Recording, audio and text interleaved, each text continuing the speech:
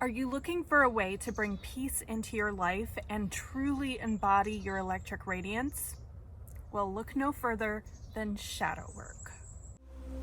Hi, I'm Alexandra, and I'm excited to empower you to embody your electric radiance. Join me as we explore spiritual and metaphysical topics that will spark your third eye open and connect you to the universe.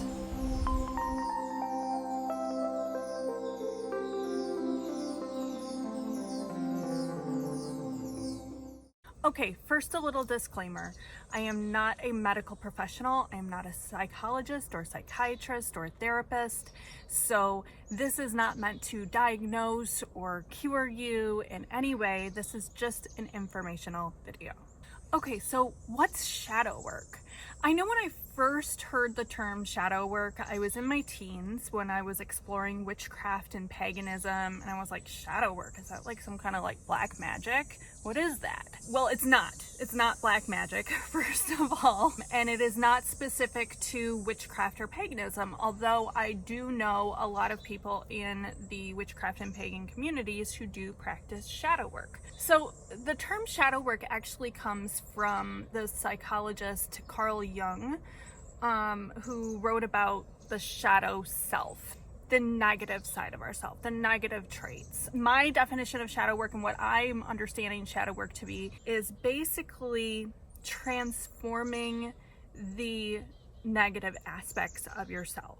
I mentioned in my Kabbalah video a little bit about working on what's considered your soul's correction in Kabbalah, and that has definitely helped me with personal transformation.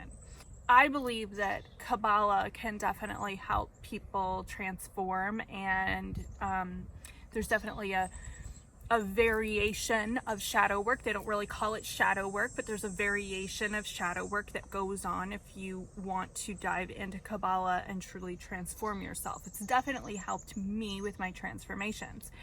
But I haven't really practiced shadow work per se until recently. And by recently, I mean like last week.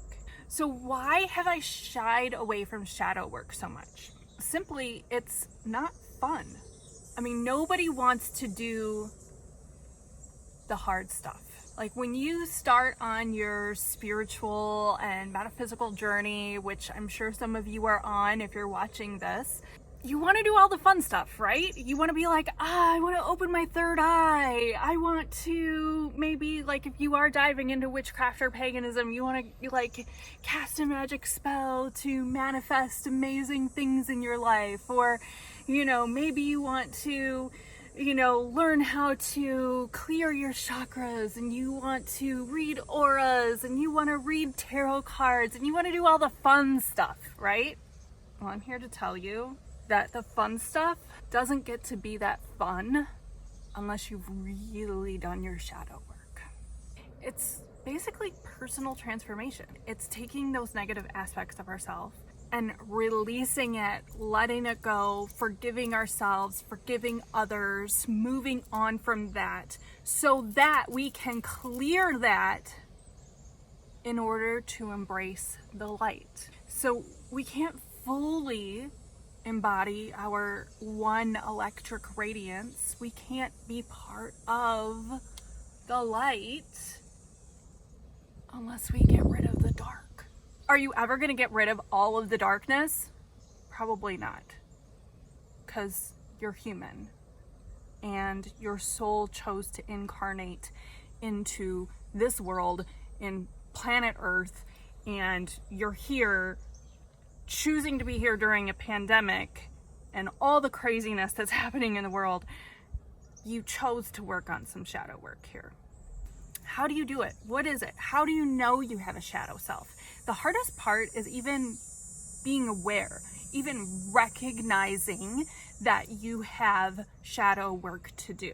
So like I said, I started my Kabbalah journey a couple years ago, and I've started to transform things in my life, and it's been amazing. And there's certainly like shadow work that goes on there.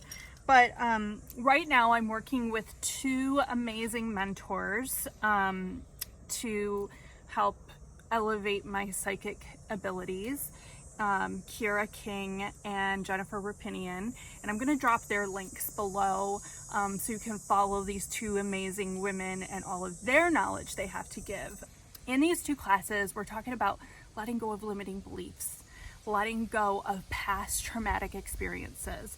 And traumatic doesn't have to be like, you know, something that caused PTSD in you. Like, I had a severe car accident once upon a time where I literally thought I was going to die, and I do have some PTSD from that. So it doesn't have to be something that dramatic. It can also be getting teased, people bullying you. It can be as simple as that makes a huge impact in your life. So I did a really powerful exercise the other day where I wrote down 8 past experiences on one side of a paper, and on the other side of the paper, related to each of those experiences, I wrote the emotions of how I felt. What was really powerful for me in that exercise was that when I flipped to the other side and I saw the emotions of how I was feeling, like anger, sadness, unworthiness, I noticed some of the same emotions were coming up. And these were past experiences. In fact, there wasn't anything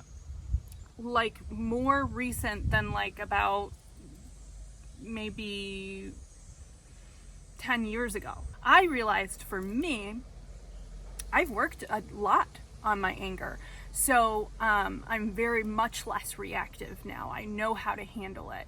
Sadness, I've left that behind a long time ago. I spent a lot of my adolescent years, teen years, years of my 20s feeling sad.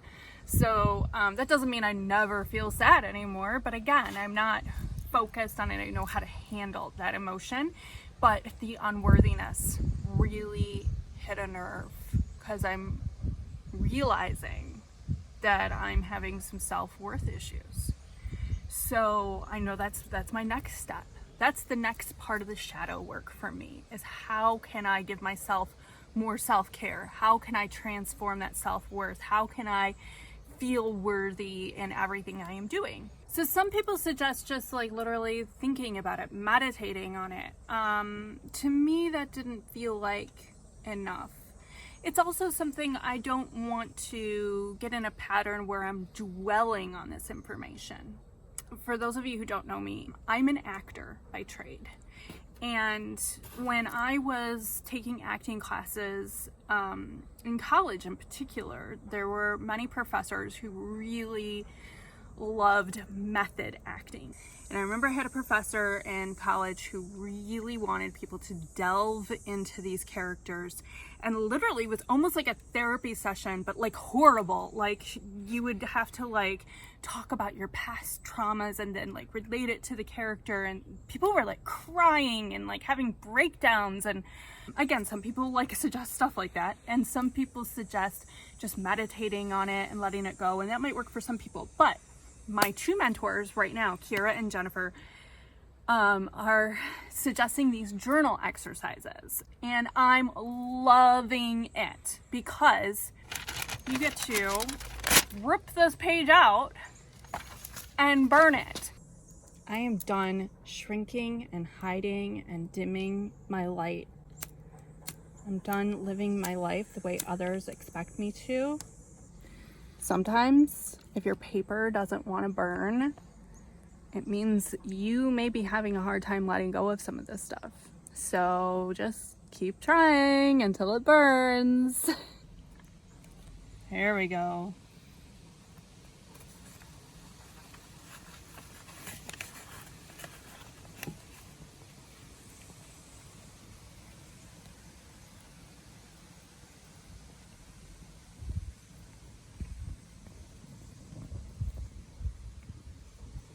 I started crying. It's hard for me to even admit that because I'm not the crying type. And like I said, I've done a lot of crying in my past, and I'm like, God, I've done enough crying. Like, I don't need to cry anymore. So it was kind of like, and I wasn't like bawling. It wasn't like one of those, you know, I had some tears coming down out of my eyes, and I was like, oh my gosh, you know, kind of like when I watch This Is Us and I have a tear come down my eye and then I like wipe it away and I like hope no one sees it. That's kind of how it was.